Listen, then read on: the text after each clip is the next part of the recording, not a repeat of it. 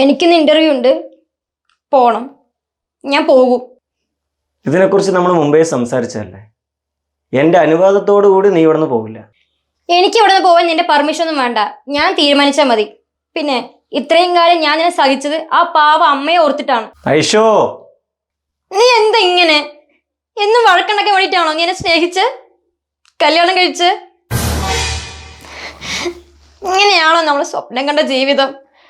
ഇങ്ങനെയാണോ നിന്നെ ട്രീറ്റ് ചെയ്യാന്ന് പറഞ്ഞ് ഒരിക്കൽ പോലും എന്നെ കരയിപ്പിക്കുന്നത് വാക്ക് തന്നിട്ട് ഈ വീട്ടിൽ ഞാൻ കരയാത്ത ഒരു ദിവസം പോലും ഇല്ല. എന്ന് സ്നേഹം മാത്രം തരാനറിയണ ഈ അമ്മയില്ലായിരുന്നെങ്കിൽ ഞാൻ നിന്നെ എന്നോ ഉപേക്ഷിച്ച് പോയെന്നെ.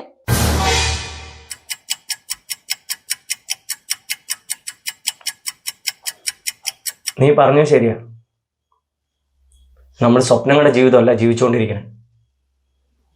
വിവാഹത്തിന് മുന്നേ ഞാൻ നിനക്ക് ഒരുപാട് വാഗ്ദാനങ്ങൾ തന്നിട്ടുണ്ട്. അതിലൊന്നുപോലും നിറവേറ്റി തരാൻ എനിക്ക് കഴിഞ്ഞിട്ടില്ല. പ്രണയിക്കുന്ന സമയത്ത് പോലും നമ്മൾ ഇക്കണക്കിന് വഴക്കിട്ടിട്ടില്ല. എന്നെ മുഴുവനായിട്ട് മാറ്റിയെടുത്തു. ആര്? അമ്മ. ദേ, അമ്മയെ കുറിച്ച് എന്തെങ്കിലും പറഞ്ഞിട്ടുണ്ടല്ലോ.